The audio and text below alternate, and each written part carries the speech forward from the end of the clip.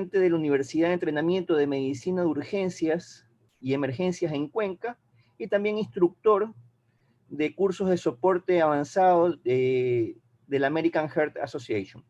Diego va a exponernos el tema de extrasístoles ventriculares, cuándo y cómo se las debe tratar. Definitivamente un tema muy importante. Muchas veces los cardiólogos, los electrofisiólogos nos topamos con que estas arritmias son tomadas como benignas. Diego nos va a dar seguramente una excelente charla. Diego, la charla es toda tuya. Gracias, Javier. Gracias a todos los asistentes, bienvenidos. Tenemos hoy la moderación de dos Javieres, Javier Vallejo y Javier Pinos, que nos ayudarán. Pues vamos a ver si intentamos dejar un espacio al final para discutir un poco sobre este tema. Como comentaste, Javier, bastante interesante, muy prevalente, de uso cotidiano, muy diagnosticado y muchas de las veces muy acelerado en el tratamiento, y quién sabe, podríamos decir que algunas veces un poco fuera de las guías actuales. Voy a compartir mi pantalla, no sé si se puede ver.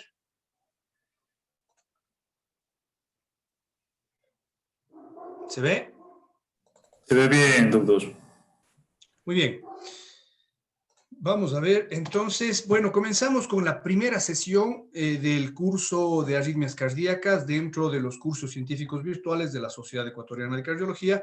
Es la primera de 5 sesiones que empezamos el día de hoy con este tema, como comentamos, bastante interesante.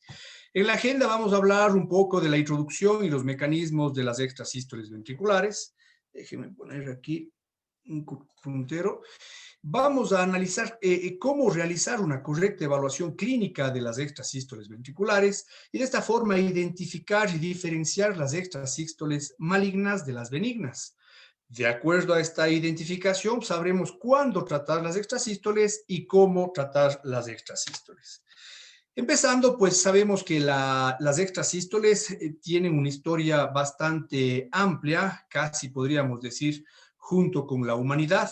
La primera descripción de una extrasístole ventricular, si bien se lo realizó por medio de la medición del pulso radial, se le realizó 600 años antes de Cristo. El primer médico chino, Pienzlow, fue quien lo describió como latidos anticipados del corazón. Fíjense ustedes, 600 años antes de Cristo.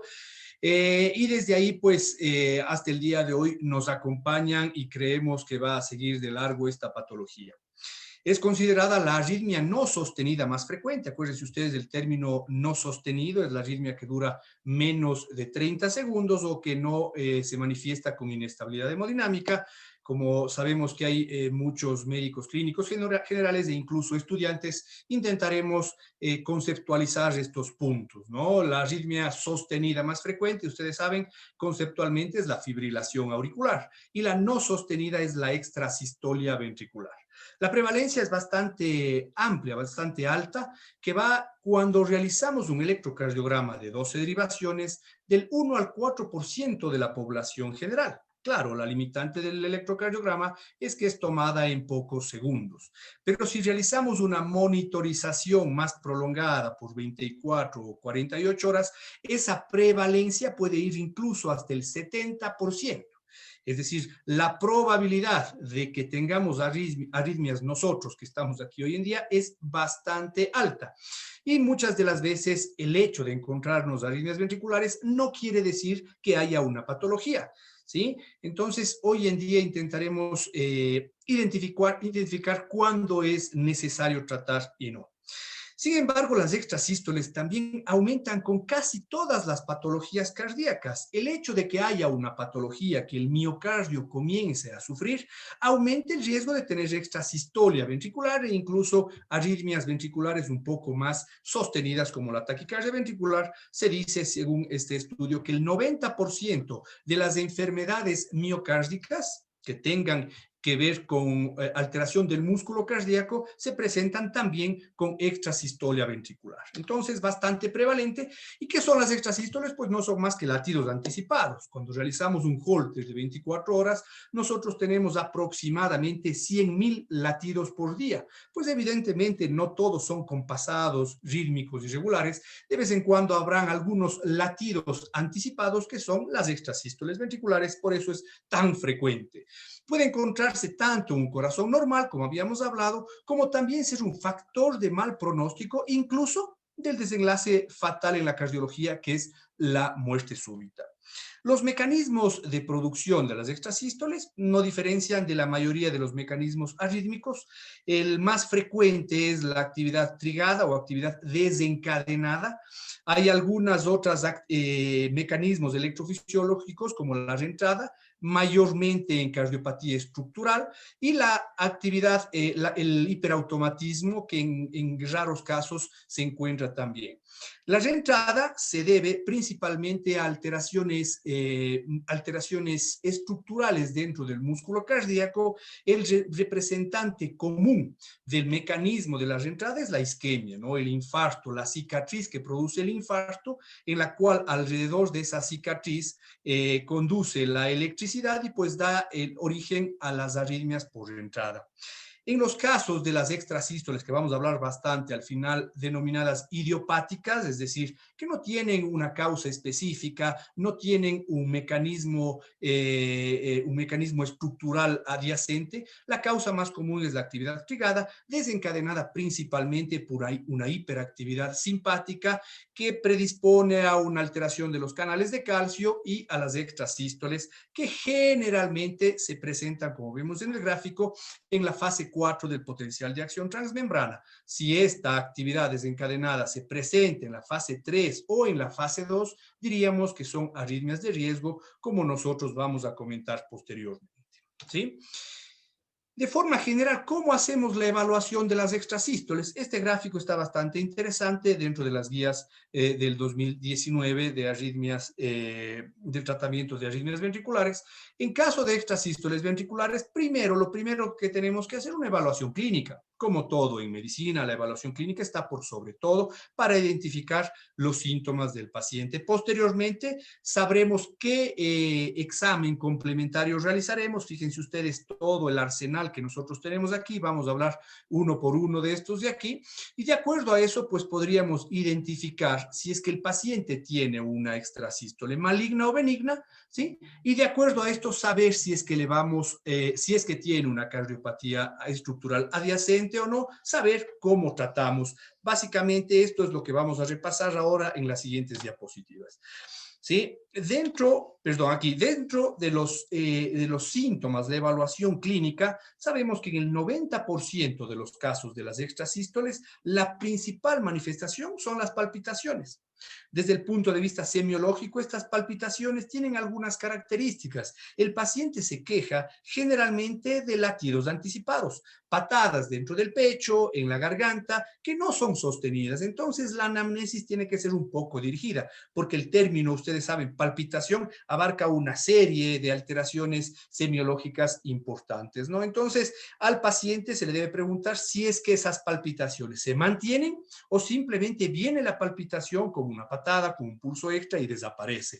Son los más frecuentes. ¿Y por qué se explica la palpitación en la extrasístole? Fíjense ustedes, aquí tenemos un electrocardiograma en ritmo sinusal, la siguiente un latido extrasistólico, y lo que llama mucho la atención es que tiene una onda P retrógrada, es decir, después de la contracción ventricular hay una contracción auricular que obviamente se contrae con la válvula mitral y tricuspidia, válvulas auriculoventriculares cerradas. ¿Y hacia dónde va todo ese flujo sanguíneo de la aurícula? Pues hacia atrás. Fíjense ustedes, esta es la presión de cuña de la arteria pulmonar. Fíjense ustedes, cuando existe un latido cardíaco, sube hasta 10 milímetros de mercurio la presión de las venas pulmonares. Sin embargo, posterior a la extrasístole, en ese latido retrógrado de la aurícula, como tiene las válvulas auriculoventriculares cerradas, pues no le queda más que ir ese flujo flujo retrógradamente y aumenta notablemente la presión en cuña de las arterias pulmonares, de las venas pulmonares. Entonces, prácticamente, este es el principal motivo por el cual se presentan las palpitaciones, esa patada que el paciente siente en la garganta, en el medio del pecho,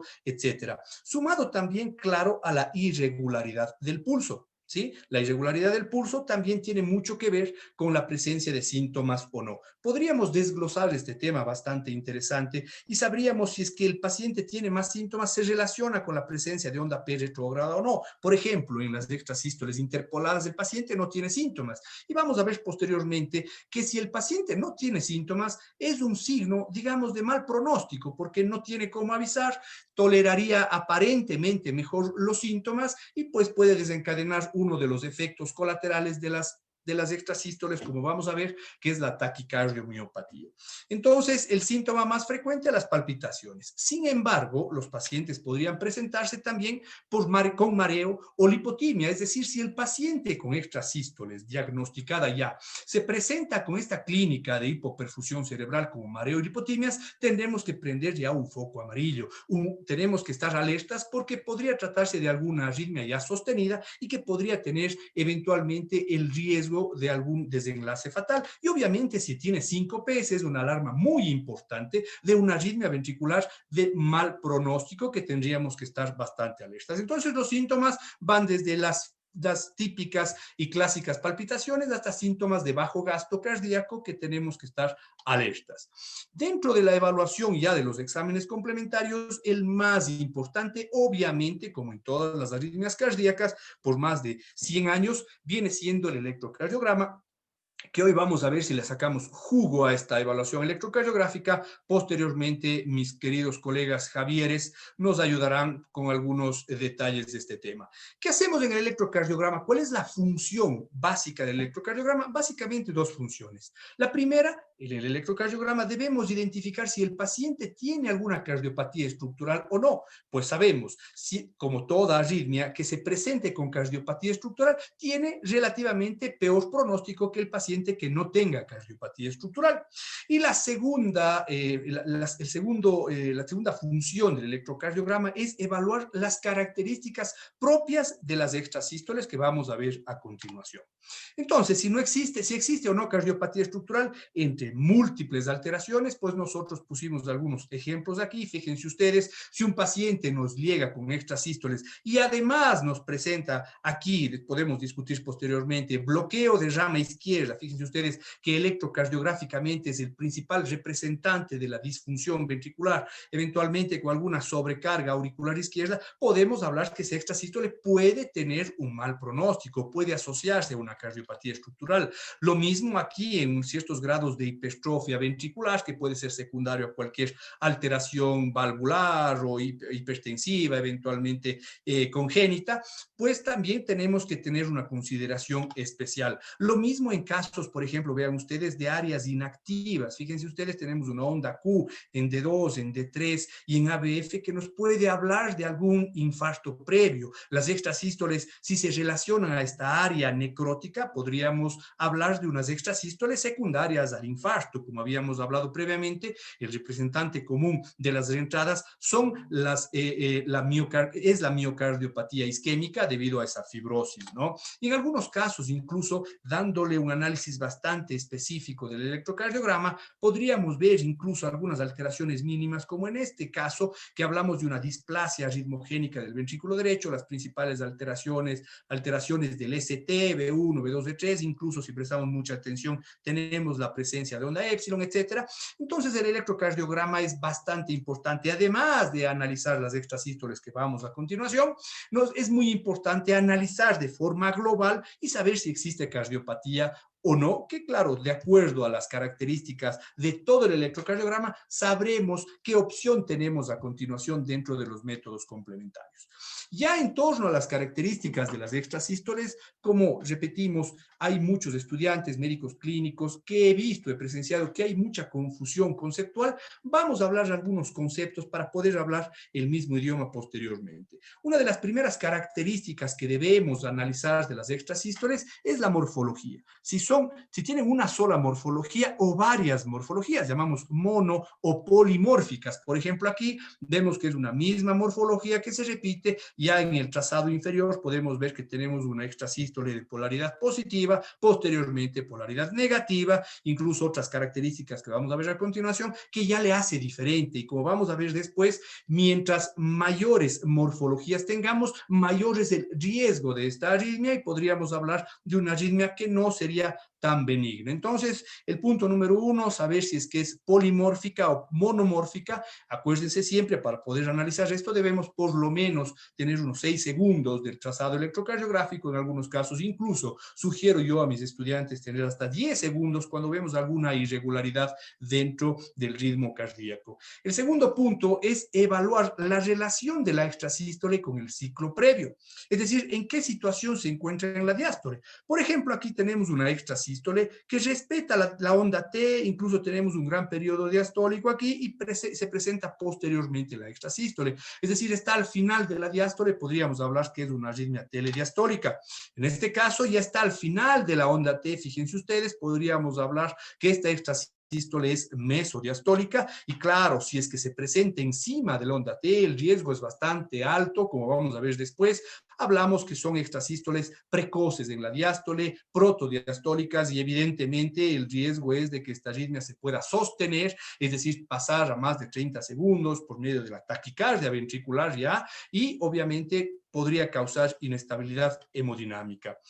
El tercer punto es evaluar la dinámica que existe con el ciclo previo, lo que nosotros llamamos el ciclo de acoplamiento. ¿Qué relación tiene con el ciclo cardíaco previo? Podríamos hablar que tiene un acoplamiento fijo. Fíjense ustedes, después del latido sinusal, la extrasístole mantiene siempre un mismo tiempo de relación entre los dos, ¿sí? Siempre podemos predecir, este es un bigeminismo, ¿no? Pero siempre con un periodo de acoplamiento fijo. Esto básicamente es un signo de benignidad, como vamos a ver posteriormente, a diferencia del acoplamiento variable. Fíjense ustedes, el tiempo que existe entre la extrasístole, perdón, entre el latido sinusal y la extrasístole es diferente entre este latido, eventualmente con este otro latido es más amplio, aquí vuelve a ser un poco más cercano, etcétera. Este acoplamiento variable tiene unas características de ser un poco más maligno que el acoplamiento fijo.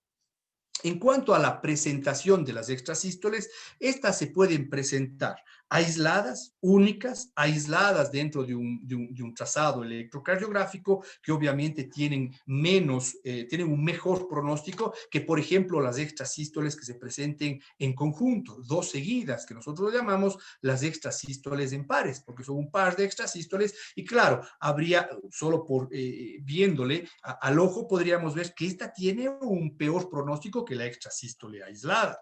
Si es que las extrasístoles se presentan en tres, que ya hablamos conceptualmente de una taquicardia ventricular, claro que sabemos que simplemente al ojo este trazado es un poco electrocardiográficamente feo en relación al primero, que son extrasístoles aisladas. Sin embargo, estas extrasístoles podrían presentarse, como vimos en unos trazados anteriores, después de cada latido sinusal una extrasístole, y a esto nosotros le llamamos el bigeminismo ventricular. Incluso podrían presentarse después de 2 latidos sinusales, a ese le llamamos el trigeminismo ventricular, o 4 sería el cuadrigeminismo, ¿no? Aquí un concepto que se equivoca mucho es la relación del bigeminismo con las pares, ¿no? Esto es diferente. Las extrasístoles en pares tienen un peor pronóstico que el bigeminismo, ¿sí? Esto hay que hacer ese diagnóstico diferencial en estos casos. Y en algunos casos llamamos también a las extrasístoles interpoladas. Las extrasístoles interpoladas son aquellas que no interfiere, que la extrasístole no interfiere en el sistema de conducción o interfiere mínimamente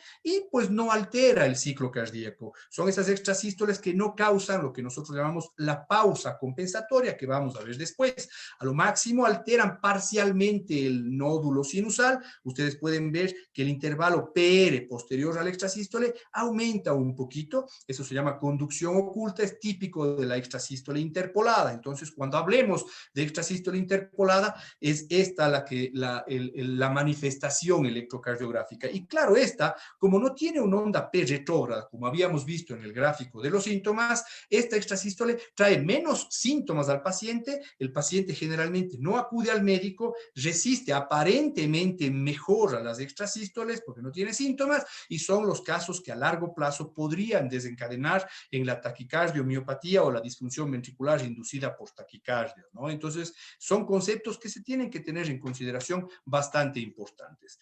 Otra característica de las extrasístoles que debemos evaluar es si es que existe o no pausa compensatoria. A diferencia del trazado anterior de la extrasístole interpolada, aquí no existe el ciclo que le debería tocar. Sí, debería estar aquí. Aquí, obviamente, alteró el sistema de conducción. La onda P que le tocaba caer aquí no existe. Tiene que resetearse el ciclo nuevamente aquí. Entonces, generalmente, si nosotros medimos desde el latido sinusal previo a la extrasístole hasta el latido sinusal posterior a la extrasístole, debe ser el doble de un ciclo básico. ¿Sí? A eso nosotros le llamamos la pausa completa o pausa compensatoria. Sí, que esto es patognomónico prácticamente de la extrasístole ventricular. Cuando alguien analiza el Holter, nos basamos mucho en este parámetro para diferenciar de las extrasístoles supraventriculares que podrían confundir eventualmente cuando tengan algún grado de aberrancia de conducción. A diferencia de la pausa incompleta o compensadora incompleta o no compensadora, en la cual el ciclo que incluya la extrasístole, es decir, desde el latido sinusal previo al latido sinusal posterior, no es igual al doble del ciclo básico, ¿sí? Puede ser menos o incluso más. Generalmente es menos del doble del ciclo básico. Entonces, un concepto importante de la pausa compensatoria, claro que cuando hay pausa, sabemos que hay probablemente una onda P retrógrada y son los pacientes que más sintomatología tienen. Y vean ustedes aquí, paradójicamente, la sintomatología que hablamos es la palpitación, no necesariamente se relaciona a mal pronóstico. Podríamos incluso de alguna forma concluir que si el paciente tiene síntomas de palpitaciones, ese paciente podría tener incluso un buen pronóstico desde el punto de vista de la disfunción ventricular originada por las taquicardias que vamos a hablar posteriormente. Otro análisis, además del comportamiento de las extrasístoles, son las características dentro de las características de las extrasístoles, es la localización de las mismas. Esto para nosotros, electrofisiólogos, es extremadamente importante si es que nosotros vamos a realizar el procedimiento definitivo, que es la ablación, pues porque debemos prepararnos para saber si vamos con catéteres solo hacia el lado derecho del corazón o podríamos irnos hacia el lado izquierdo del corazón, que técnicamente cambia bastante. Sin embargo, para el clínico, para ustedes clínicos, es importante saber la localización, principalmente porque de acuerdo a la localización nosotros podemos identificar un tipo específico y bastante frecuente de extrasístoles, que son las extrasístoles idiopáticas de los tractos de salida del ventrículo derecho y ventrículo izquierdo. Dos conceptos nada más vamos a hablar, hay una serie de criterios, una serie de parámetros, scores, para poder identificar en dónde se encuentra por el electrocardiograma nada más, específicamente en dónde se encuentra el foco de esta extrasístole. Sin embargo, vamos a hablar solamente dos temas aquí. El primero es saber si se encuentra en el lado izquierdo o en el lado derecho. De forma general, si la extrasístole tiene una transición, acuérdense que la transición es el paso de la extrasístole de polaridad negativa a polaridad positiva. Si esa transición se encuentra entre B1 y B2, podríamos confirmar que la extrasístole se encuentra en el ventrículo izquierdo. Más bien, si es que la transición de la extrasístole es tardía en B4, B5 o B6, podríamos confirmar que esa extrasístole se encuentra en el ventrículo derecho.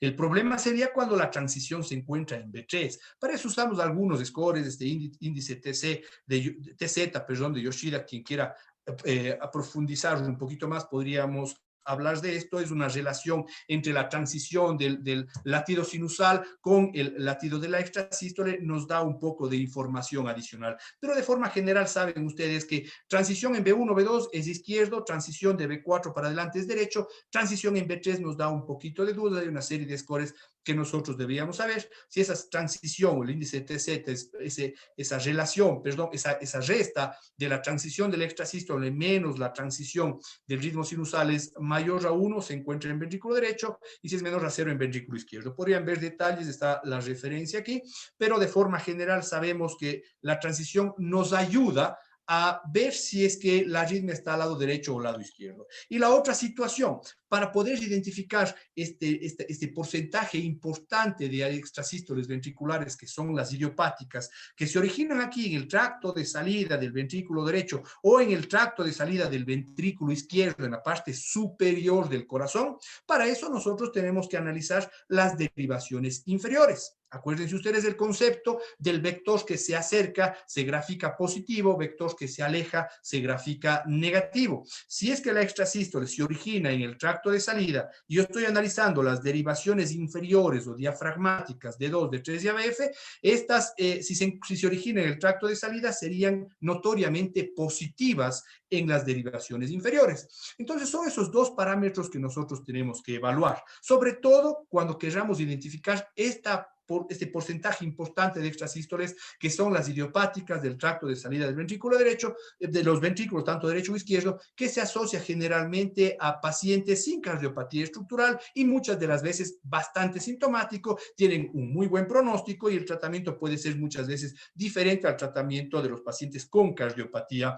estructural. Entonces, acuérdense, analizar la transición desde B1 hasta B6, donde se encuentra, y al mismo tiempo analizar las derivaciones inferiores de la extrasístole, si son positivas o negativas. Si son positivas, muy probablemente estaremos hablando de las extrasístoles idiopáticas de los tractos de salida. Aquí un poco algunos ejemplos, ¿sí? Ustedes pueden ver aquí, por ejemplo, la transición en el ejemplo A, tenemos negativo en B1, negativo en B2, predominantemente negativo en B3, incluso en B4, la transición está en B5. Podríamos confirmar que se trata de un extrasístole del ventrículo derecho. Si vemos las derivaciones inferiores de 2, de 3 y ABF, vemos que es predominantemente positivo. Podríamos hablar que esta arritmia se origina en el tracto de salida del ventrículo derecho y generalmente son las famosas extrasístoles idiopáticas. La verdad, estas son las más frecuentes dentro de todas las idiopáticas.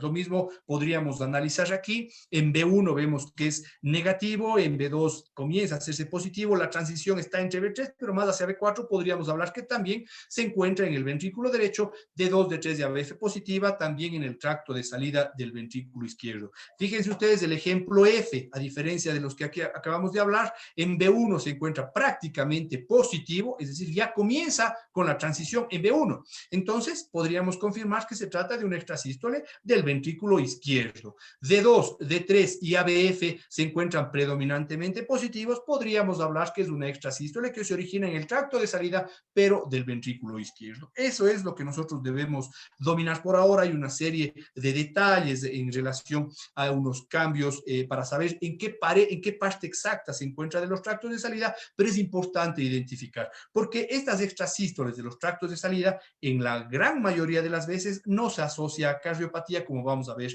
posteriormente. Eso en el electrocardiograma después de la evaluación clínica. Algo importantísimo, no puede haber un análisis de las extrasístoles si no es por Holter. Yo podría decir que los dos exámenes indispensables para el análisis de las extrasístoles son el electrocardiograma y el Holter de por lo menos 24 horas, si no es de 48 horas. ¿Qué es lo que evaluamos nosotros en el Holter de 24 horas? Lo primero, el número total de arritmias en las 24 horas, que nosotros lo llamamos la carga arrítmica. ¿Sí? Segundo, la correlación con los síntomas, porque el paciente podría tener palpitaciones por alguna otra arritmia y claro, como es tan prevalente, hasta el 70% de los Holters podemos encontrar extrasístoles, no necesariamente puede ser eso el diagnóstico. Entonces, es muy importante en el Holter la correlación clínica electrocardiográfica. Importante saber en el Holter el verdadero número de morfología, si realmente la extrasístole es monomórfica o polimórfica y muchas otras características que no necesariamente se relacionan a la arritmia, pero sí que es importante para el tratamiento eventualmente farmacológico. Por ejemplo, la frecuencia cardíaca media, si tenemos una frecuencia en el Holter relativamente baja, entre 50, 60, 65 latidos por minuto, pues no podemos aumentar más uno de los fármacos, por ejemplo, el beta bloqueador. Si existen alteraciones de la conducción, también me freno un un poco si es que voy a dar algún fármaco cronotrópico negativo, ¿sí? Alteraciones de la repolarización, etcétera. Entonces, el Holter es una herramienta extremadamente importante para definir y saber si es que el paciente está con una extrasístole benigna o maligna. Entonces, vemos ustedes aquí, después de hacer un análisis clínico, el electrocardiograma y Holter, que prácticamente es obligatorio para un correcto análisis de las extrasístoles ventriculares, podríamos, si es que todavía hay la duda y algunas alteraciones en el electrocardiograma, pues evidentemente algún método de imagen, el más común, el ecocardiograma, para definir si es que hay o no hay cardiopatía estructural, y en algunos casos, bastante frecuente, el clínico debe saber si es que se pide o no un test de esfuerzo. Uno de los comportamientos de malignidad es cuando las extrasístoles aumentan durante el esfuerzo, y la única forma o una de las formas de evaluar este comportamiento es por medio de la prueba de esfuerzo o el test ergométrico, ¿sí? Algunas otras imágenes nos ayudan bastante desde el punto de vista previo al tratamiento, desde el punto de vista electrofisiológico terapéutico, una resonancia cardíaca para saber si existe o no cicatrices y en dónde se encuentran, porque es probable ahí que tengamos que hacer la ablación. Obviamente, si sospechamos de alguna cardiopatía isquémica, la coronariografía es importante, y algunos otros exámenes, incluyendo inclusive el estudio electrofisiológico en casos bastante específicos. Les puse con verde los más prevalentes, los que se deberían usar de forma, digamos que obligatoria. Un electrocardiograma y un Holter son obligatorios para un correcto análisis de las extrasístoles, y claro, si es que tendríamos duda, los más prevalentes del ecocardiograma y el test de esfuerzo son muy importantes. De esta forma podríamos llegar a clasificar a las extrasístoles en malignas o benignas, o por lo menos tener una idea de cuáles tienen características de malignidad. Estas son las características que se asocian a malignidad. Ya sabemos los conceptos. Entonces, primero, si se asocia a cardiopatía, prendemos el foco de alerta porque ese paciente podría tener algún grado de malignidad, cualquiera que sea la cardiopatía. Si es que las extrasístoles tienen unas características complejas, como por ejemplo son polimórficas, se presentan en pares o quién sabe en triples, que ya serían las taquicardias ventriculares no sostenidas, denominamos extrasístoles complejas y podríamos estar en torno a un paciente con extrasístoles malignas. Si es que en el Holter o incluso en el electrocardiograma vemos que tienen varias morfologías, también es un signo de mal pronóstico. Si es que el intervalo de acoplamiento es corto, como habíamos visto, que está encima de la onda T, el famoso fenómeno R sobre T, si son protodiastóricas, y si es que es variable el intervalo o el periodo de acoplamiento, también es un signo de malignidad. Si no se encuentra en el tracto de salida, lo que habíamos hablado, si no se encuentran en el tracto de salida del ventrículo, de los ventrículos, tanto izquierdo como derecho, es decir, si no son predominantemente o muy positivas, en D2, D3 y ABF, podríamos poner también como un criterio que no es de benignidad. Si es que durante la prueba de esfuerzo o durante el Holter nosotros vemos que cuando hace esfuerzo el paciente aumenta el número de las extrasístoles, también es un signo de malignidad. Fíjense estos 6 puntos extremadamente importantes para saber si ese paciente tiene una extrasístole maligna o no. Desde el punto de vista de riesgo de muerte súbita, son estos 6 puntos, habrán otros un poco más detallados, pero son los más importantes que nos permiten analizar si esa extrasístole puede de alguna forma llevarle a mi paciente a tener algún riesgo de muerte súbita.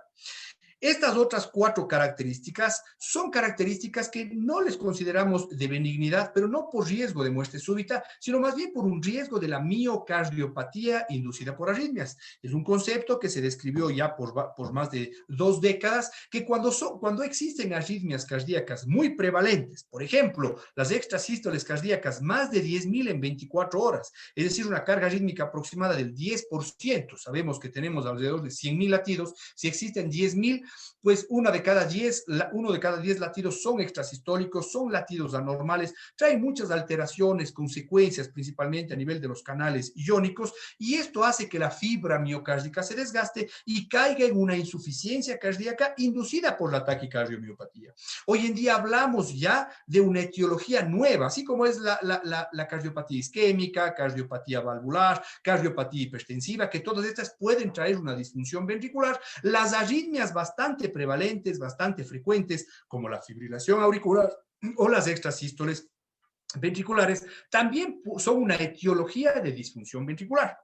¿Y cuáles son las características para pensar que ese paciente puede estar en vigencia de una taquicardiomiopatía o tiene riesgo de estar en una taquicardiomiopatía? Son, ya dijimos, un número mayor a 10.000. Hay una relación directamente proporcional entre la carga arrítmica y el riesgo de miocardiopatía inducida por arritmias, segundo el QRS. Mientras más ancho sea el QRS de la extrasístole, mientras más ancho sea el QRS de extrasístole, mayor es el riesgo de padecer una taquicardiomiopatía. Entonces, eso es importante analizar.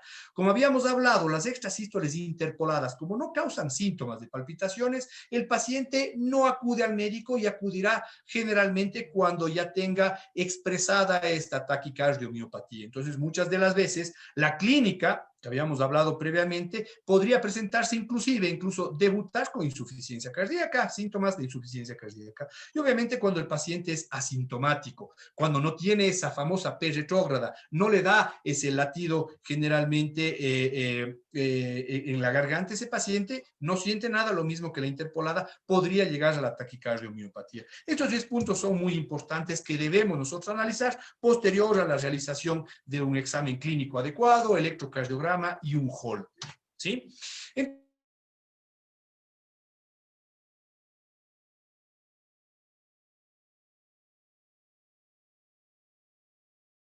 De malignidad. Claro, mientras más criterios tenga de malignidad, pues tengo que yo ponerle a ese paciente en riesgo y tendría que yo tratarle a ese paciente.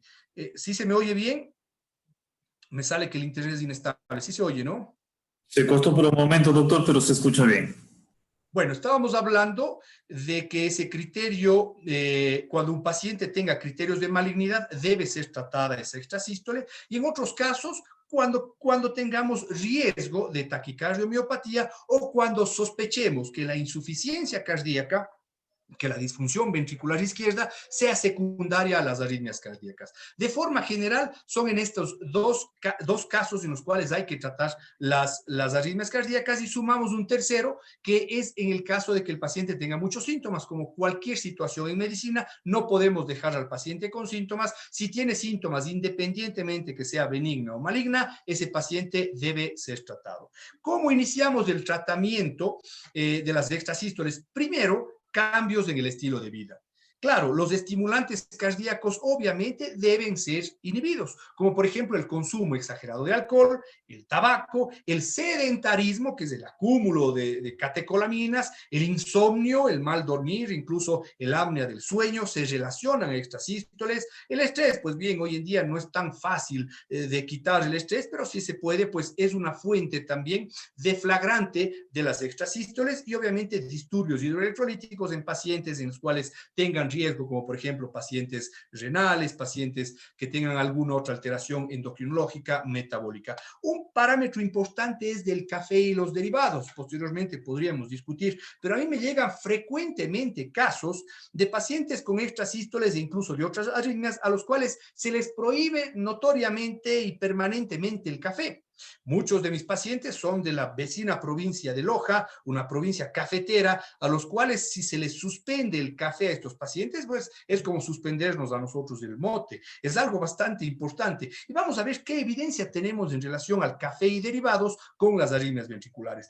En relación a este tema se viene hablando bastante, fíjense ustedes, desde hace más de 40 años, ¿sí? En algunos estudios, y se ha visto desde hace 40 años, que el café, si bien se relaciona con las extrasístoles ventriculares, sin embargo, para que aumente el riesgo para que aumente el número de extrasístoles con el café, debe tener un consumo de más de 9, 10 tazas por día de café.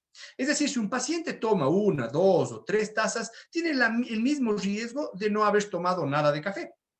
Lo mismo con algunos tés, como el té negro, alguna situación bastante importante. Tiene que tomar más de 3 tés por día. Claro, el té un poco más importante que el café. Hay muchos americanos, pacientes americanos, norteamericanos, digamos, que consumen mucho té. Ahí sí podríamos hablar que más de 3 tazas al día podría causar arritmias, en este caso, extrasístoles ventriculares. Hay algunos estudios, por ejemplo, aquí en este estudio de las extrasístoles, en este estudio randomizado, se vio se les dio a los pacientes, es un estudio experimental, a los pacientes se les hizo un cambio notorio de vida, específicamente con cero café, cero cafeína, cero test durante 6 semanas versus el grupo control, que es el grupo A, el grupo B es el grupo sin cafeína y el grupo C es el grupo sin cafeína y con bastante ejercicio físico. Claro que no son un número muy importante de pacientes, pero fíjense ustedes la media de extrasístoles por minuto. No cambia ni en el caso control, ni al suspender notoriamente la cafeína, ni a la mitad del estudio, ni a las 6 semanas, ni incluso a las 20 semanas. No hay mayor diferencia cuando se suspende totalmente el café o no. ¿Y cuál es el riesgo realmente? Si yo doy café a mi paciente, ¿tiene riesgo de arritmias malignas o por lo menos de hospitalizarse por arritmias? En este estudio, fíjense ustedes, en las extrasístoles ventriculares incluso hubo un comportamiento paradójico. Cuando el paciente tomaba menos de una taza de café por día, tenía casi 2 veces el riesgo de presentar arritmias cardíacas versus quien no consumía. Fíjense ustedes que conforme consume 1, 2 o 3 tazas, ese riesgo disminuye. Con 4 tazas incluso disminuye aún más. Entonces, en este estudio se vio que existe incluso, claro, no en el número de arritmias, sino en las hospitalizaciones por arritmias, un comportamiento paradójico del café. Podríamos concluir que a nuestros pacientes portadores de arritmias ventriculares tipo extrasístoles, el café y derivados es un factor que podría exacerbar a las extrasístoles en dosis exageradas. Tomarse 1 o 2 cafés por día, que es lo común de la mayoría, no digamos solamente de los lojanos, sino todos nosotros ecuatorianos, no produce mayor aumento de las extrasístoles. Más tendríamos nosotros que concentrarnos en los otros parámetros que realmente sí aumentan las extrasístoles, el café y derivado. Hoy en día incluso hay algunos estudios con un peso estadístico bajo en los cuales no aumenta ningún tipo de arritmias el café. Eso en relación al café. Una vez que cambiemos los estilos de vida, pues pasamos al siguiente punto, que es el tratamiento farmacológico. ¿Qué hacemos con el tratamiento farmacológico? Fíjense ustedes en relación al beta bloqueador, en relación con el placebo. Fíjense ustedes en torno los pacientes posteriores al tratamiento con atenolol, en cuanto a los síntomas, mejoró notablemente, sin embargo, no es estadísticamente significativo con o sin atenolol. En cuanto al número de extrasístoles, si ustedes ven, sí disminuye, pero tampoco es estadísticamente significativo la disminución de las extrasístoles en el número en 24 horas. Sí disminuye notoriamente la frecuencia cardíaca media que habíamos hablado en el Holter, que es importante. Un beta bloqueador disminuye las extrasístoles, podríamos concluir, disminuye las extrasístoles, disminuye los síntomas, disminuye notoriamente la frecuencia cardíaca, pero no es estadísticamente significativa la disminución de las extrasístoles. Es decir, los beta bloqueadores ayudan, pero obviamente no disminuyen o no abolen por completo estas extrasístoles. En los pacientes, después de dar un beta bloqueador, yendo desde el punto de vista farmacológico, que no mejoren con el beta bloqueador, que van a ser la gran mayoría de los pacientes, si es que el paciente no tiene cardiopatía estructural, que es extremadamente importante, vimos desde un inicio, ¿qué opciones farmacológicas tenemos? Esta es una lista de la mayoría de los estudios que se han realizado con las drogas antiarrítmicas.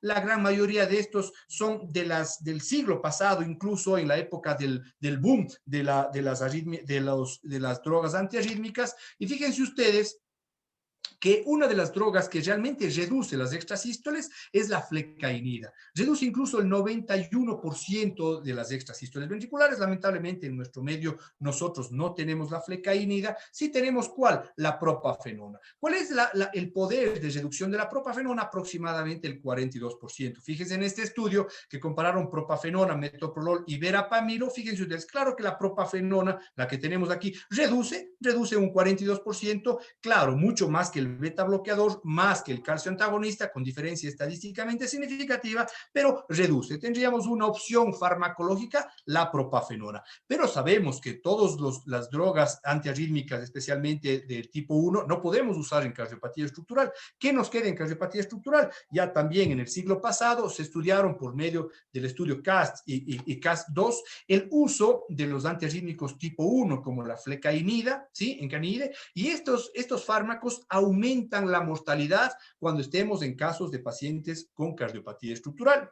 Si bien no se estudió la propafenona, pero es una medicación también, un antiarrítmico tipo 1, uno de los consejos aquí, más que consejo, una sugerencia, algo que no se debe realizar, es usar propafenona para extrasístoles en pacientes con cualquier tipo de cardiopatía estructural, principalmente la isquémica. Ojo, una contraindicación absoluta a usar los antiarrítmicos tipo 1, especialmente la que tenemos aquí en nuestro medio, que es la propafenona, en este tipo de pacientes. Como se demostró, esa familia de antiarrítmicos aumenta la mortalidad.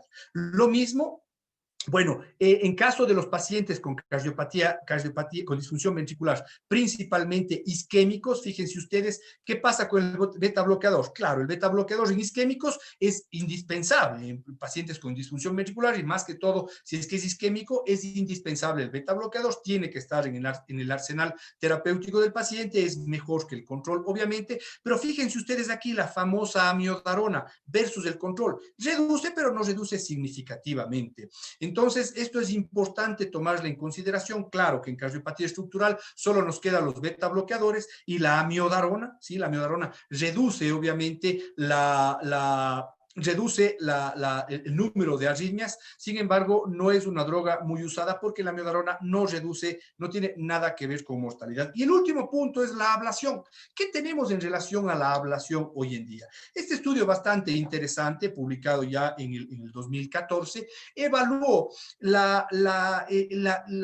porcentaje de pacientes libres de arritmias cardíacas posteriores a la realización de ablación versus a las drogas antiarrítmicas, ¿sí? En un periodo de aproximadamente un año. Fíjense ustedes que de 160 pacientes aproximadamente, al terminar el año, solamente 19 permanecieron sin extrasístoles ventriculares en el grupo de las drogas antiarrítmicas, versus de los 160, 130 pacientes permanecieron sin arritmias al torno de un año. Este y muchos estudios han demostrado que la ablación por radiofrecuencia o cualquier otro tipo de ablación es superior y notoriamente superior a las drogas antiarrítmicas hoy en día. Hablando un poco de nuevo de este parámetro importante, ya para ir terminando, de las extrasístoles ventriculares idiopáticas que ustedes ya saben identificar, en esta base de datos de Minnesota, podríamos ver que los pacientes con extrasístoles ventriculares, el 65% de ellos tenían síntomas, ¿sí? Sintomáticos eran el 65%, el 30% debutaban incluso con taquicardia ventricular y un 5% de las taquicardias ventriculares idiopáticas consideradas benignas incluso debutaban con disfunción ventricular o la famosa taquicardiomiopatía. ¿Cuál es la prevalencia? La incidencia, 50 pacientes por cada 100.000 habitantes de extrasístoles ventriculares en esta serie. Hay otras series que relatan incluso los 100 casos por cada 100.000 habitantes de extrasístoles ventriculares idiopáticas. Como vimos aquí, una de las características de por qué se presentan las extrasístoles a este nivel, pues hay varias explicaciones. Una de ellas son explicaciones anatómicas en esta unión del ventrículo, tanto derecho como izquierdo, con la vena, al igual que pasa en la fibrilación auricular, la unión de la aurícula con las venas causa una serie de alteraciones anatómicas y una serie de especie de guantes de entrada de las fibras musculares en el tejido fibrótico de la vena, y esto genera muchas veces reentrada, sumado a algunas alteraciones de conducción lenta, principalmente genéticas, alteraciones genéticas, incluso en algunos casos, como por ejemplo el síndrome de Brugada, que se presenta a este nivel, la displasia ritmogénica, etcétera, sumado a alteraciones de estrés de la pared por la misma sobrecarga, sobre todo en nuestro medio, en pacientes que tienen una alta incidencia de cor pulmonar, a la edad, etcétera, hacen que esta zona del tracto de salida, tanto derecho como izquierdo, sea una zona sensible para la iniciación de arritmias ventriculares. Aquí nuevamente, fíjense ustedes cómo existe ese sobrepaso del tejido muscular,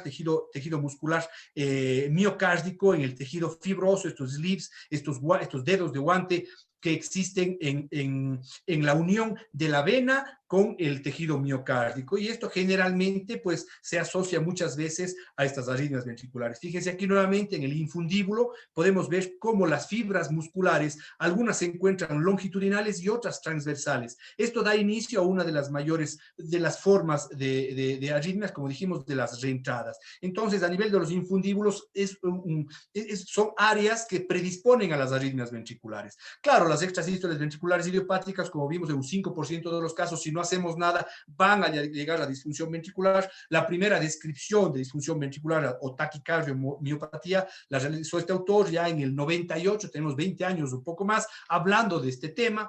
Fíjense ustedes, las extrasístoles pueden ser tratadas por medio de la radiofrecuencia. Fíjense ustedes que la mejoría de la fracción de eyección en los pacientes que son sometidos a la ablación con éxito versus a los que no tuvieron éxito es notoriamente diferente. Más de 12 puntos mejora una fracción de eyección cuando es debida a una arritmia cardíaca como la taquicardiomiopatía. Podemos entonces concluir que la ablación de las extrasístoles ventriculares idiopáticas mejora la fracción de eyección, disminuye la frecuencia cardíaca e incluso disminuyen los niveles bioquímicos como el péptido natriurético. En este estudio interesante se evaluaron 66 pacientes, todos ellos con fracción de eyección deprimida, y en ellos se les hizo la ablación, todos ellos con una carga de 21%, tenían una indicación de implante de desfibrilador en estos pacientes, y fíjense ustedes, posterior al tratamiento con ablación, sea en los pacientes isquémicos como pacientes no isquémicos, la gran mayoría de 55, 23 pacientes permanecieron todavía con indicación de desfibrilador, y en los pacientes isquémicos solamente uno permaneció con indicación de implante de desfibrilador posterior a la realización de la ablación. Concluimos entonces que cuando las extrasístoles ventriculares idiopáticas aparecen y en el Holter nosotros medimos por cada porcentaje, por cada 1% de arritmias ventriculares que nosotros bajemos por medio de cualquier tratamiento, como sabemos la ablación el más frecuente, podemos mejorar hasta un 0.68% la fracción de eyección.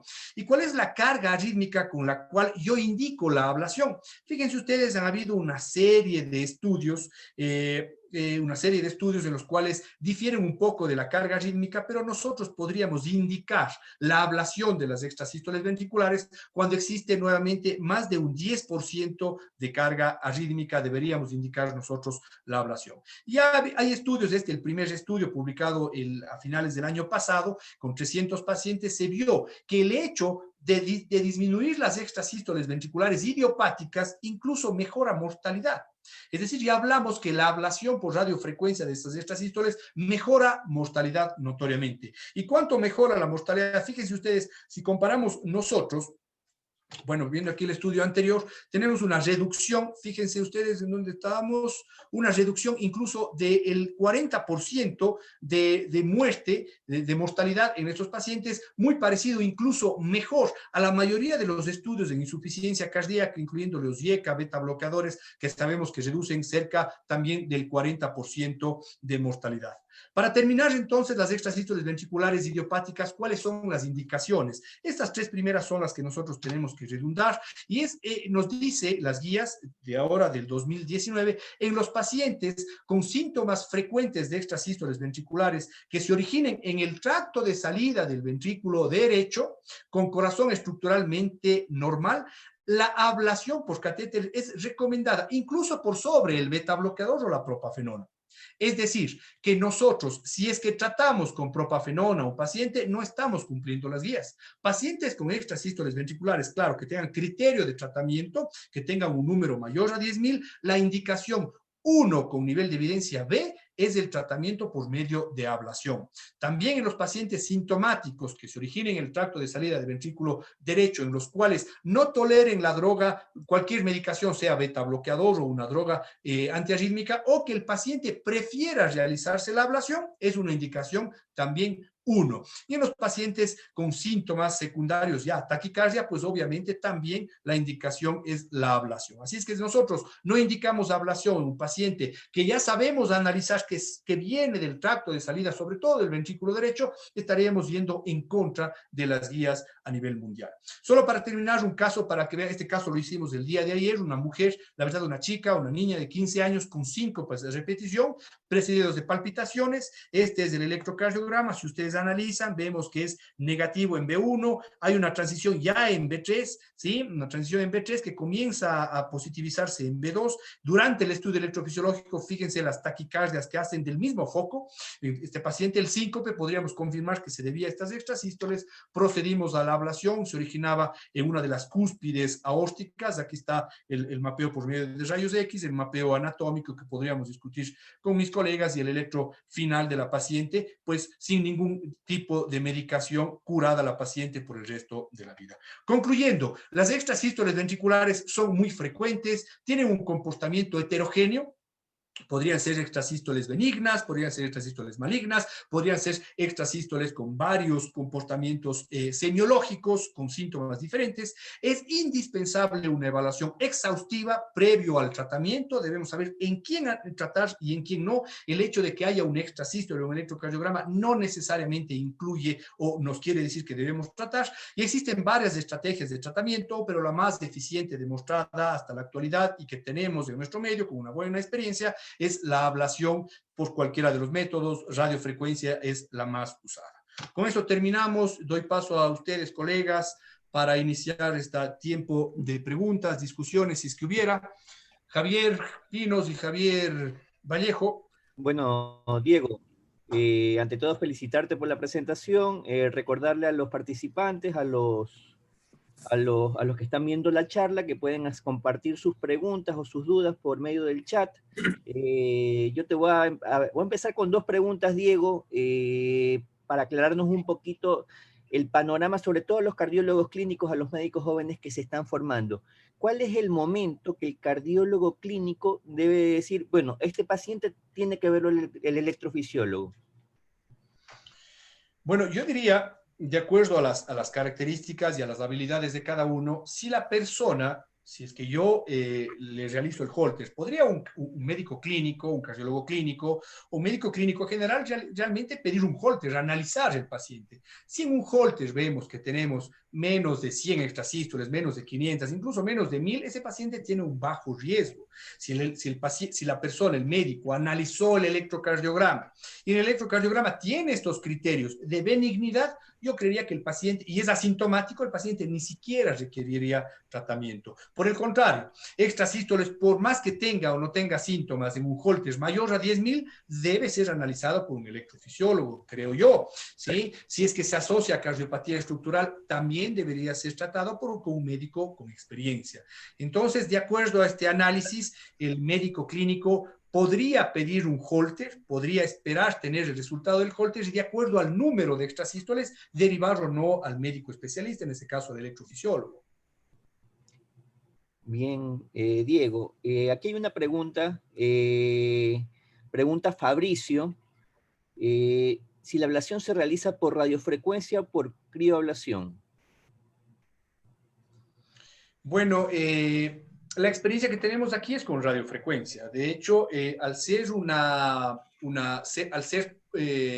la ablación focal puntual, la mayor experiencia es con la radiofrecuencia, ¿no? Sin duda hay centros en los cuales realizan crioablación. Nosotros tenemos una amplia experiencia y con muy buenos resultados con la radiofrecuencia. Bien. Aquí hay otra pregunta de Jonathan Verduga. Dice, al ser una patología muy prevalente y teniendo en cuenta que ocasiones no hay síntomas, ¿se debería realizar un tamizaje? Si es así, ¿desde qué edad? Perdón, Javier, se me costó al inicio. ¿Me repites? Aquí Jonathan Verduga pregunta, comenta que es una patología prevalente y tomando en cuenta esto, ¿crees que debería realizarse un tamizaje a los pacientes y a partir desde qué edad? un tamizaje general.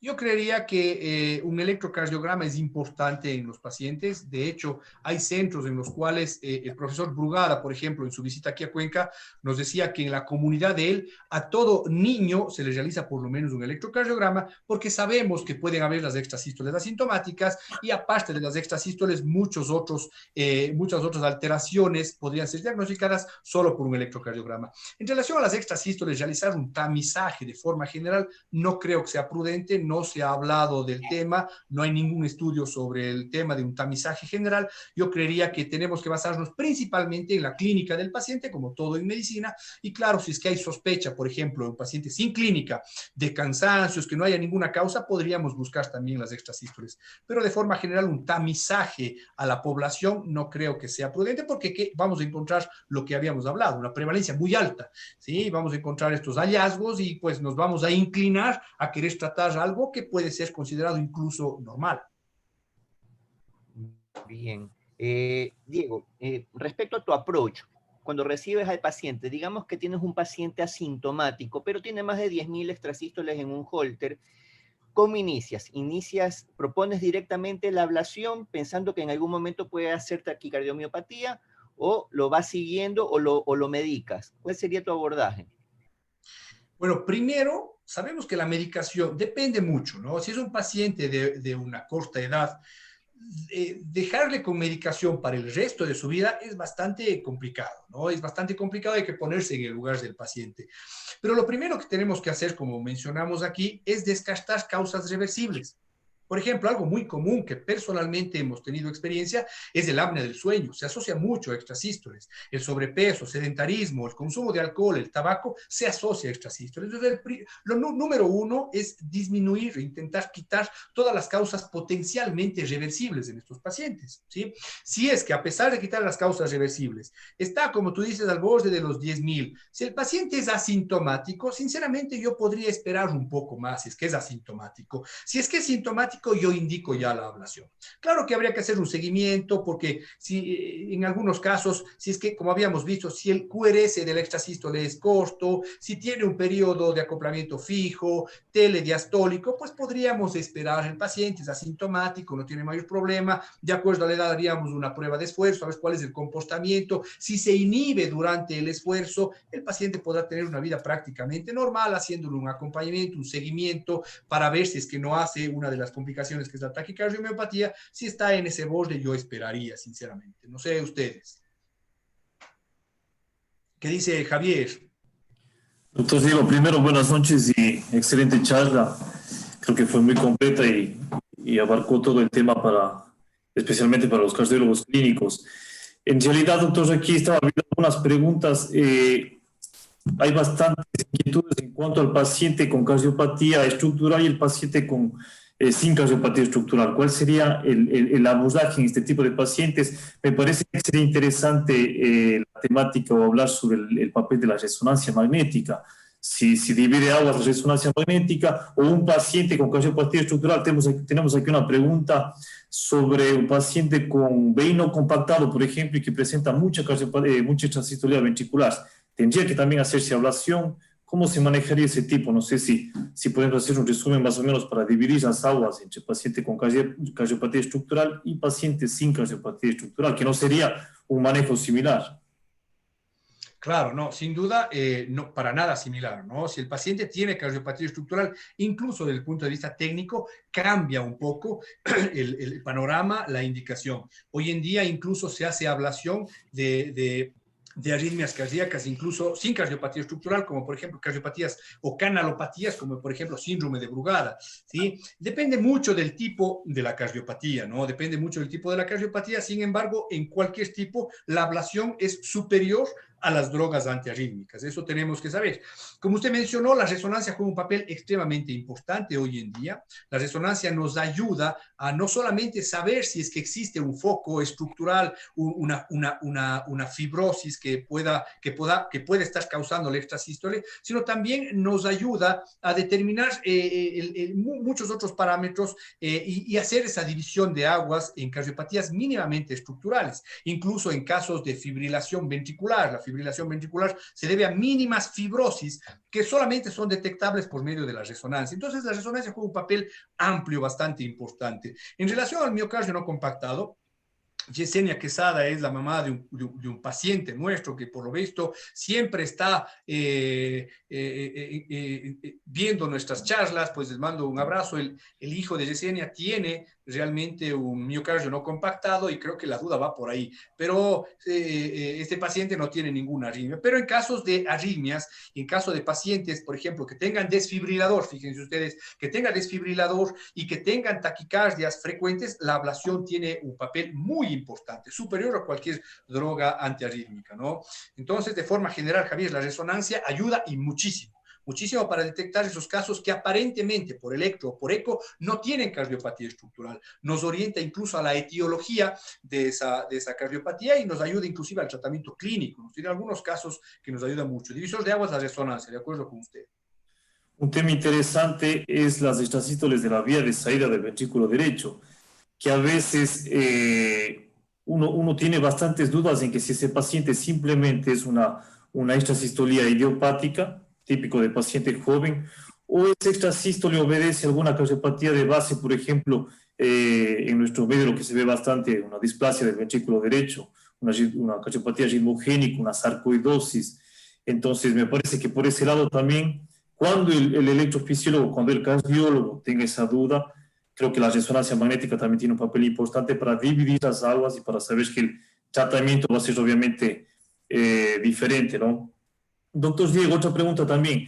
En cuanto ahora al tratamiento, preguntan también cuál es el porcentaje de recidiva post-ablación y cuáles serían los lugares o los sitios dentro del corazón donde es más difícil llegar para el electrofisiólogo y qué podríamos hacer en ese tipo de casos. Sí, muy interesante. Recidiva de forma general es alrededor del 10% al año, ¿no? 90% de éxito al año a nivel mundial. Nosotros creemos que estamos a nivel de ese mismo porcentaje. Es muy interesante en casos de esos focos arritmogénicos que no son muy fáciles de llegar o también que son fáciles de llegar, pero están cerca de alguna estructura noble. En el caso que les comenté ayer, esta extrasístole estaba muy cerca del ósteo de una arteria coronaria. Claro que hay que tener primero muchísima paciencia, mucha paciencia. La tecnología juega un papel muy importante en estos casos. Los mapeos ahora de alta densidad nos ayudan mucho para diferenciar esas estructuras nobles. Por ejemplo, en algunos casos las extrasístoles están muy cercanas al sistema de conducción y es bastante complejo realizar ahí.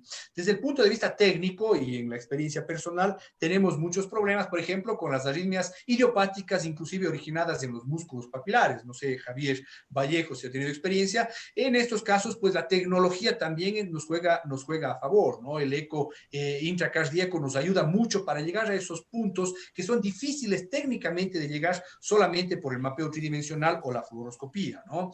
Entonces, hay casos y casos en los cuales tendríamos que diferenciar y, de nuevo, al igual que en la resonancia en ese divisor de aguas, aquí la tecnología nos ayuda muchísimo para poder llegar a en estos casos específicos, ¿no? Bueno, definitivamente yo creo que, a ver, la mayor preparación que tiene el electrofisiólogo es desde que recibe el electrocardiograma. Desde que recibe el electrocardiograma uno puede más o menos ver la dificultad, si va a estar en los músculos papilares, por ahí se puede confundir con alguna fascicular, o si va a estar en las cúspides coronarianas, que también es un lugar delicado a mi gusto de ablacionar por la cercanía de las arterias coronarias. Pero como dice Diego, efectivamente el eco intracardíaco ayuda. Si hay la suerte, nosotros aquí en Guayas no tenemos resonancia cardíaca, pero si hay la suerte de tener una resonancia cardíaca, a veces las áreas de fibrosis ayudan a determinar la sospecha en conjunto con el electrocardiograma y predecir dónde va a estar la arritmia. Entonces, cada caso tiene su dificultad. Quería hacerte una pregunta, Diego. Muchos pacientes preguntan, y por una pregunta que vi en el chat también. La pregunta es el origen de una extrasístole de un paciente en estado de gestación, en su estado fetal. Pero muchos pacientes preguntan, ¿por qué me pasó esto? ¿Qué les contestas? A ver, estado de gestación, tú me dices en un niño. Sí, en un niño en el vientre de su madre, que le detectan en un eco fetal, le detectan extrasístoles ventriculares. ¿Cuál sería la conducta y cuál es tu respuesta cuando el paciente viene y te pregunta, bueno, doctor, ¿y por qué me pasó esto? Bueno, es muy difícil saber si es un extrasístole ventricular en sí, a pesar que hay métodos en los cuales se puede ver si es un extrasístole ventricular o eventualmente supraventricular, analizando por la ecografía a nivel de la arteria uterina y analizando también a nivel del corazón del feto, ¿no? Pero es un poco complicado saber si es un extrasístole ventricular o supraventricular. Hay cómo, pero es complicado. La ventaja es que la mayoría de las extrasístoles, la mayoría de las arritmias que aparecen en un corazón fetal, desaparecen con el tiempo. La mayoría de veces no es necesario hacer absolutamente nada. De hecho, es muy raro hacer una ablación o tratar un corazón pediátrico, sobre todo en extrasístoles ventriculares, es muy raro. Generalmente son benignas, a no ser que tenga alguna cardiopatía estructural importantísima o asociada a una cardiopatía congénita que cambia totalmente el tema. Pero si el paciente, digamos en este caso el feto, no tiene cardiopatía estructural, yo creería que no hay que hacer absolutamente nada. La gran mayoría, incluso tenemos muchos casos de haces anómalos que desaparecen con el tiempo. No hay que tener muchas ganas de tratar a esos pacientes en edades tempranas. Desaparecen la mayoría, no la mayoría, pero un porcentaje importante de arritmias de todo tipo con la evolución del niño, del neonato, del lactante, desaparecen las extrasístoles, entonces no hay que ser muy apresurados en ese tratamiento, ¿no? Hemos tenido alguna experiencia aquí de ablaciones en taquicardias incesantes, no ventriculares incesantes, en los cuales hemos hecho en un paciente de 2 meses de edad, tuvimos que hacer, fue el caso de más baja edad, pero sin embargo a la gran mayoría ni siquiera damos tratamiento porque desaparecen por sí solos. Doctor Diego y doctor Javier, hay una pregunta en el chat bastante interesante y que me parece que desde el punto de vista clínico merece la pena tratarla.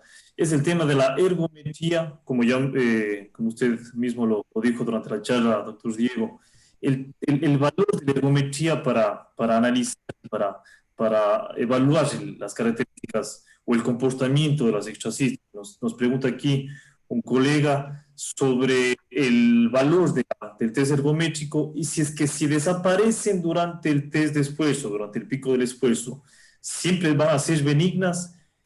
Y un caso de un deportista, por ejemplo, que es evaluado por presencia de extrasístoles, si durante el test de esfuerzo desaparece la extrasistolía, podemos liberar tranquilamente para un ejercicio intenso, para un ejercicio, un deporte más extremo, digámoslo así. Sí, es muy interesante y es algo bastante común del día a día, diría yo, de nosotros aritmólogos, ¿no? Uno de los parámetros es ese, un parámetro de benignidad es que desaparezca con el esfuerzo. Dos casos típicos de que aumenta con el esfuerzo son la cardiopatía isquémica. Si nosotros tenemos un paciente con factores de riesgo que tenga extrasístoles y aumentan durante el esfuerzo, podríamos pensar que una de las etiologías es la cardiopatía isquémica. Otra etiología es la taquicardia ventricular catecolaminérgica, ¿no? Esa es bastante frecuente, bueno, no bastante frecuente, pero dentro de las canalopatías a veces bastante olvidada o confundida con otras patologías. Pero dentro de la ergometría, si es que desaparece, podríamos clasificar de forma general en benigna. Ahora, liberarle para el ejercicio físico, dejarle que haga ejercicio intenso a un paciente con extrasístoles, si bien nos deja bastante tranquilos el hecho de que una extrasístole tenga un comportamiento benigno en la ergometría, yo a un deportista le haría algunos otros exámenes clínicos. De nuevo, la resonancia jugaría un papel importante porque hay algunos casos de miocardiopatías, por ejemplo, hipertróficas, eventualmente no diagnosticadas por el ecocardiograma, hipertrofias apicales que no se ven en el ecocardiograma. Si es que es deportista, sí haría yo uso de otras herramientas, en este caso ecografía o incluso la resonancia cardíaca. Dejar a un paciente deportista de alto rendimiento libre solo por un test de esfuerzo que tenga una carga rítmica amplia, no creo que sea bastante saludable. Podríamos tener complicaciones. Yo creo que en estos casos, si es que no es deportista, le dejaría tranquilo, siempre y cuando la carga rítmica sea baja, no menos del 10%. Pero si es deportista de alto rendimiento, yo creo que tenemos que hacer otros exámenes adicionales al test de esfuerzo. Complementamos, doctor Diego, perdón, doctor Javier, solo para complementar el tema de la ergometría. Es un examen fácil de realizarlo, económico. Sin embargo, también tomas en cuenta que hay pacientes que durante el esfuerzo podrían aumentar su carga de extrasístoles ventriculares sin ser malignas. Lo nombró doctor Diego durante su charla. La mayor la principal causa o mecanismo de las extrasístoles es la actividad gatillada, las postdespolizaciones tardías, que son acúmulos de calcio intracelulares por un aumento del sistema simpático y que en pacientes podría aumentar durante una descarga simpática durante el esfuerzo sin ser malignas o sin tener una cardiopatía estructural de base. Tuvimos un caso recientemente también de un paciente que quedaba la duda si era una miocardiopatía ritmogénica del ventrículo derecho por una displasia o simplemente era una idiopática. Este paciente, después que hizo su test de esfuerzo durante el post-esfuerzo inmediato, durante la etapa de recuperación, apareció una onda épsilon muy bonita en el electrocardiograma que permitió tener ya la sensatez, tener la perspicacia de solicitar luego una resonancia magnética y diagnosticar una miocardiopatía ritmogénica. Hay un participante que está levantando la mano, doctor Diego, no sé cómo podemos hacer para habilitarle para hablar. Creo que podemos...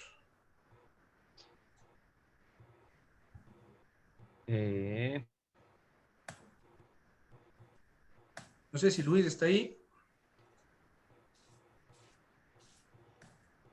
Hasta que vean esta situación, no sé si Luis está, solo para terminar la parte de la extrasístole.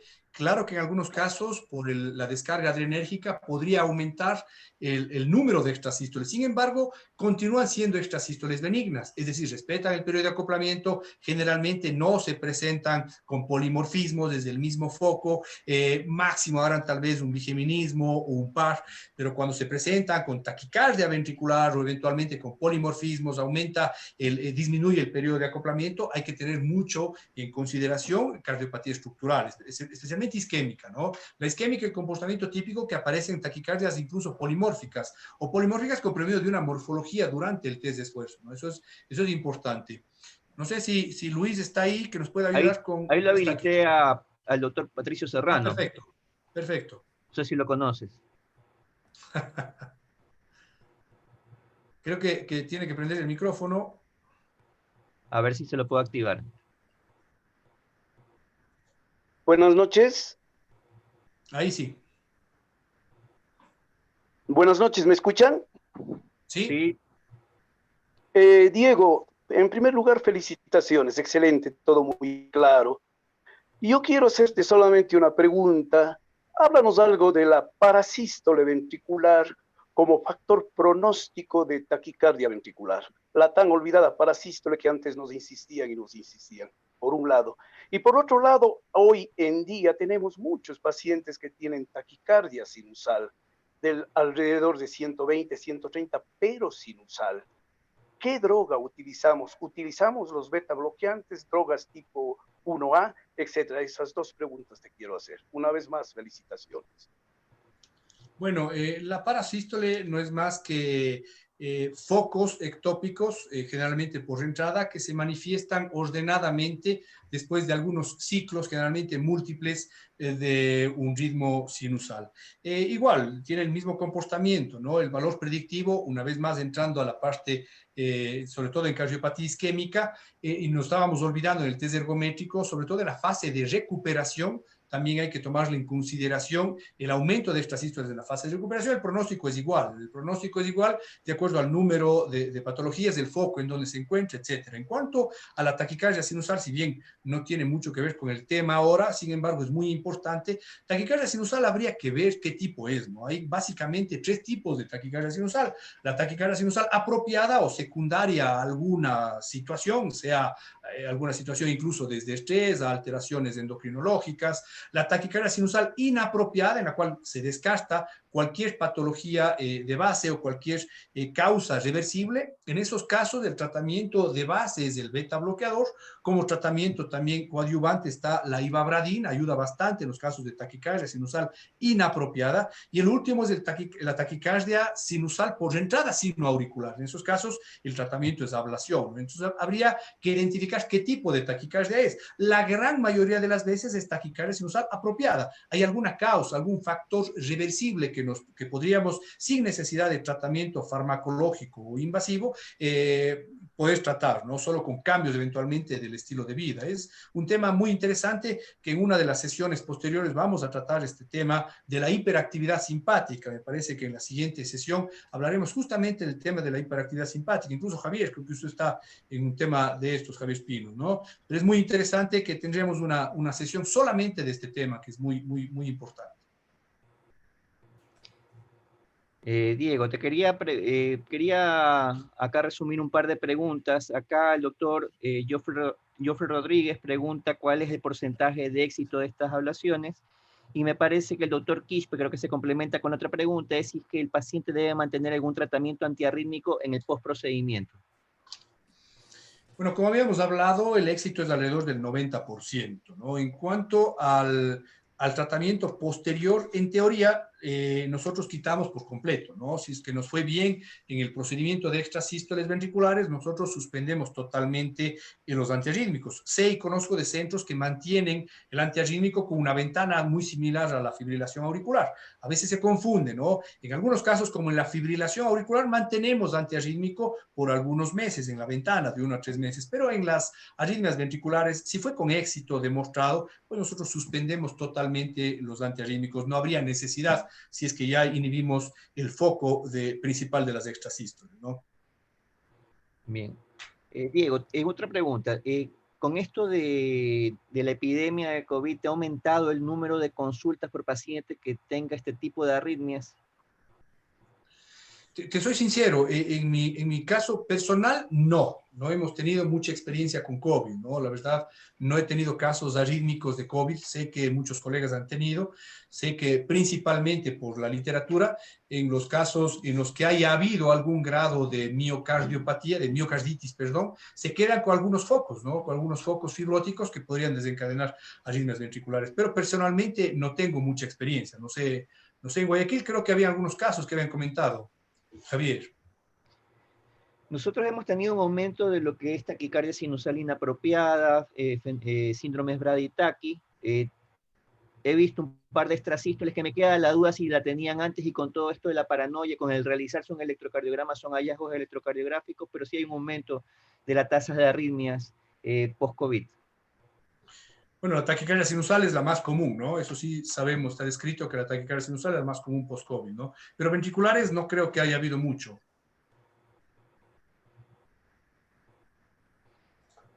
Bueno, ya te digo, nosotros hemos tenido un par, no tenemos una gran contabilidad de casos, una gran suma de casos, pero sí hemos tenido algunos que, te digo, me queda la duda de si las tenían antes y sobre pretexto de realizarse los electrocardiogramas para medicación aparecieron, o son productos de miocarditis.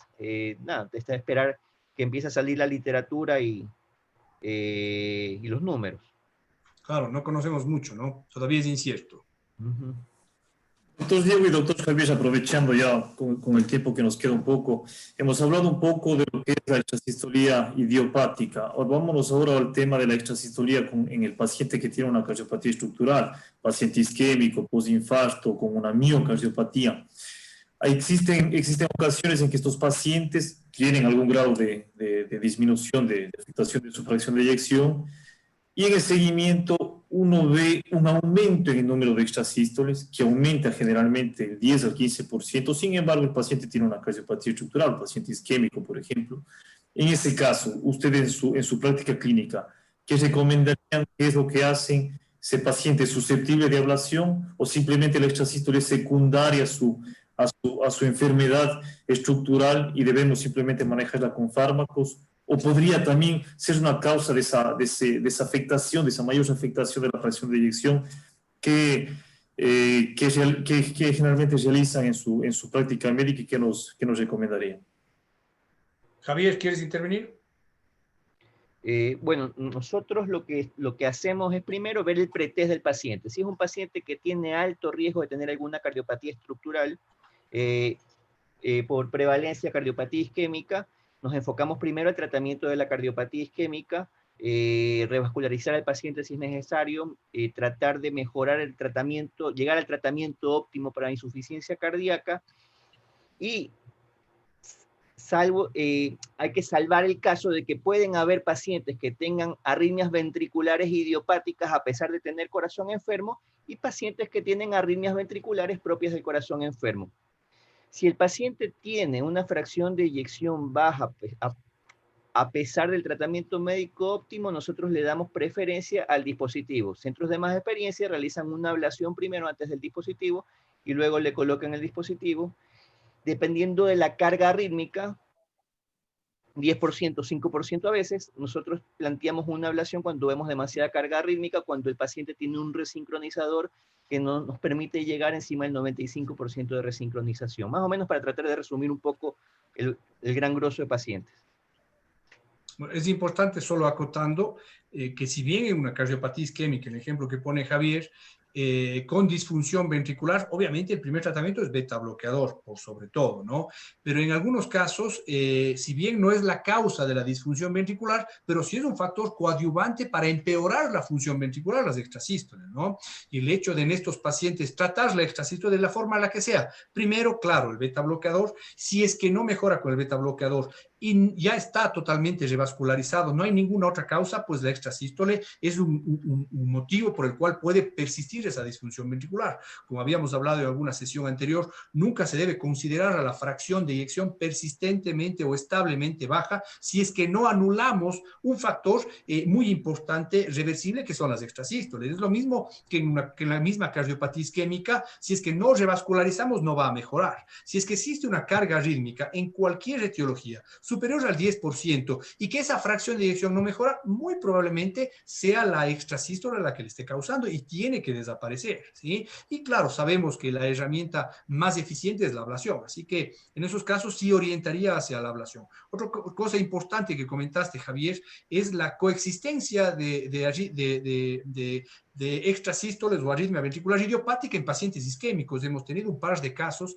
en los cuales tratando la extrasístole mejora notablemente y no fue obviamente la causa la extrasístole ventricular, es decir, el foco vino de otro lugar, no necesariamente de la cicatriz, ¿no?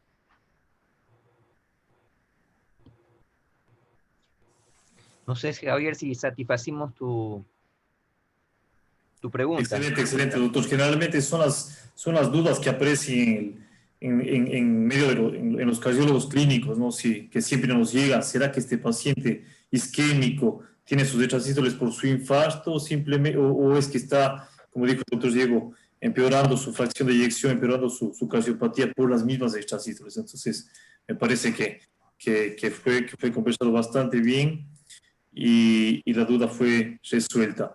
Doctor Diego, también complementando en el caso del paciente con resincronizador, que aparece una disminución en su resincronización, un porcentaje bajo de estimulación biventricular por extrasistolía ventricular, en donde también existe esa recomendación de ablación de las extrasístoles para mejorar la estimulación biventricular y mejorar el resultado de la resincronización. Solo para terminar, algo interesante, algo nuevo, digamos, en el tema de las extrasístoles que leí recientemente. Hay un grupo de electrofisiólogos encabezados por Sami Biskin, que es un gran electrofisiólogo en Israel. Ellos están estudiando las extrasístoles originadas en las fibras de Purkinje y estas como causa de fibrilación ventricular en pacientes posinfarto de miocardio.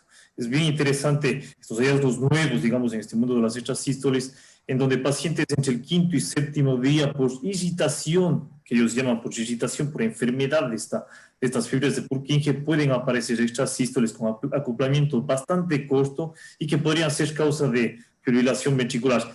Me parece que son temas que aún faltan por estudiar un poco más, que en unos años más vamos a tener un poco más de información, pero que es bastante interesante. El tema que continúa aumentando el tema de la información con las extrasístoles ventriculares.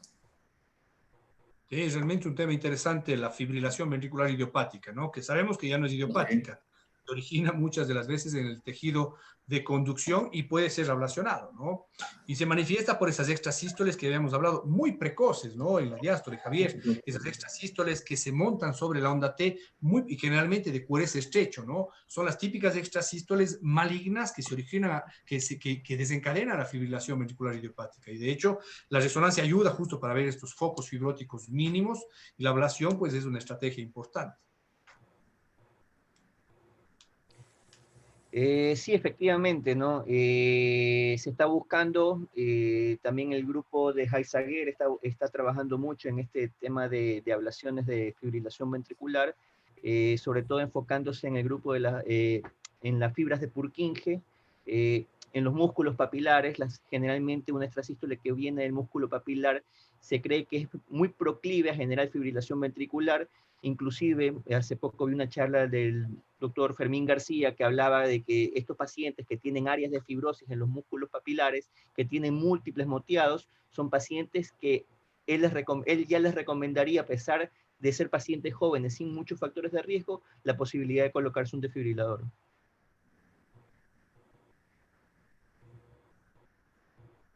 Excelente.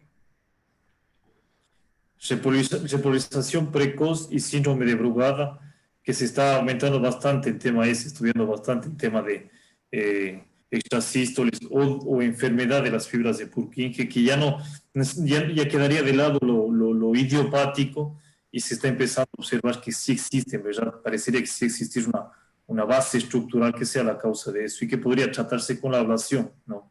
Tema muy interesante. No tenemos más preguntas en el chat aquí, doctor Diego. No sé si quieren complementar algún otro tema, algún otro dato interesante. Ustedes dicen. Por aquí vi una pregunta respecto, algo la respondiste, pero aquí hay una pregunta, si recomiendas la ablación de extrasístoles en niños menores de 5 años. Te digo, la ablación en niños es un desafío importante de cualquier arritmia. De hecho, la industria no ha trabajado para tal. No tenemos catéteres aptos para niños, ¿no? Es un desafío grande adaptarse en la electrofisiología en general a los niños. La preferencia es dejar, en cualquier tipo de arritmia, dejar que el niño crezca, ¿sí? Y nosotros, y creo que en la mayoría de centros a nivel mundial, ablacionan casos en los cuales no haya otro camino más. Si tenemos la opción farmacológica y nos va bien con la opción farmacológica, podemos dejar que el niño crezca y tener mayor facilidad y mayor seguridad de hacer cualquier tipo de ablación, incluso de la extrasístole ventricular, cuando tengamos un peso adecuado, ¿no? Por lo menos pasado los 10 o 12 años. No tengo experiencia en extrasístoles ventriculares en niños, ¿sí? No tengo experiencia, y la conducta sería eso. En lo posible, con fármacos, intentar que el niño crezca. Habrá una posibilidad también que mejore por el mismo desarrollo de su propio corazón, mejore espontáneamente esas arritmias ventriculares, y si no mejora, pues cuando crezca, tenga una edad apropiada, un peso apropiado, realizar la ablación. No sé, en la experiencia de ustedes. Lo mismo, Diego, nuestro corte para trabajar en el hospital, estamos recibiendo niños a partir de los 30 kilos. Tratamos de medicar todo lo que sea posible. La semana pasada justamente tuvimos un caso que nos apuró, parecido al de la chiquita que mostraste de 15 años, que hacía taquicardia ventricular sostenida, hacía síncope. Entonces ese caso nos apuró, estaba en el tracto de salida del ventrículo derecho, en la zona septal, pero en líneas generales tratamos de apaciguarlos, tratamos de medicarlos. Generalmente estos focos arritmogénicos se van en el momento de la adolescencia. Sí. Creo que 30 kilos sería el punto de corte, ¿no? Acá también en nuestro centro utilizamos ese punto de corte de 30 kilos para poder intentar una ablación en el paciente.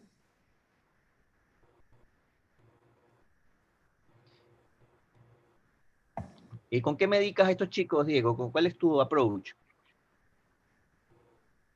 En esta Javier, sístole. si quieres responder. Javier. La verdad, nosotros acá, bueno, mi formación es más con adultos, sin embargo, en la parte de pediatría, les gusta acá bastante en el Brasil el sotalol. No sé por qué les gusta bastante el sotalol. Yo no soy muy aficionado al sotalol, pero se ve que tratan mucho con sotalol cuando el niño generalmente ha sido continuo asintomático a pesar de un beta bloqueador y un brazo antagonista. Sin embargo, lo ideal es eso, lo que decía Diego, la ablación. Creo que se conversó bastante, Diego, doctor Diego y doctor Javier, sobre cuando mandas al paciente para el cardiólogo clínico, para los médicos relacionados de algún modo con este tipo de patología extrasistole ventricular, la carga que habló el doctor Diego de aquí 10%, 10-15%, en el caso de la taquicardiomiopatía, que sería también una indicación clase 1 para un tratamiento, y lo ideal, como se dijo aquí, sería la ablación, que ahora importante destacar también que tenemos, como si ya se dijo, muchas herramientas actuales, mucha tecnología que nos permiten mejorar las tasas de éxito. El mapeo electroanatómico en tercera dimensión, uso de eco intracardíaco, que todas son herramientas que nos permiten tener mayores tasas de éxito y mayor seguridad al momento de la ablación. Bueno, creo que hemos cumplido con el tiempo. Diego, muchas gracias por tu charla, excelente, nos aclaraste muchos temas. Ojalá que le cree la curiosidad a los clínicos, a los chicos que están estudiando, se animen a preguntar, si no alcanzaron aquí a preguntarte por interno, porque seguramente van a nacer muchas más preguntas y muchas más inquietudes. Muchas gracias a todos, Javier, Diego, yo creo que están para dar por cerrado esto. Muy bien, muchas gracias. Felicitaciones de mi parte también. Una excelente charla, creo que fue muy completa para el cardiólogo clínico, para el médico en general relacionado con este tipo de patología. Y bueno, vamos a tener más sesiones en cuanto a este curso de arritmias cardíacas que van a ser muy interesantes también. Sí, pues bien, muchas gracias. Igual, Javier Vallejo, Javier Pinos, gracias a todos por la participación, por la paciencia. Creo que hemos llenado las expectativas, hemos cumplido con este tema muy interesante que ha sido solicitado, realizar este tema de la extrasistolia, principalmente por los cardiólogos clínicos. Sin más, pues les invitamos para el día lunes 9 de noviembre con el tema fibrilación auricular, abordaje desde la emergencia a la ablación, con el doctor Jorge Luis Arvaiz, estará moderando el doctor Javier Pinos. El próximo día lunes, 8 de la noche, seguimos con la segunda sesión de este curso de arritmias cardíacas. Pues sin más, gracias a todos, gracias por la presencia y estaremos en las siguientes sesiones. Una buena noche con todos, muchas gracias. Gracias con todos, un abrazo doctor Diego, un abrazo doctor Javier. Chao Javier, gracias.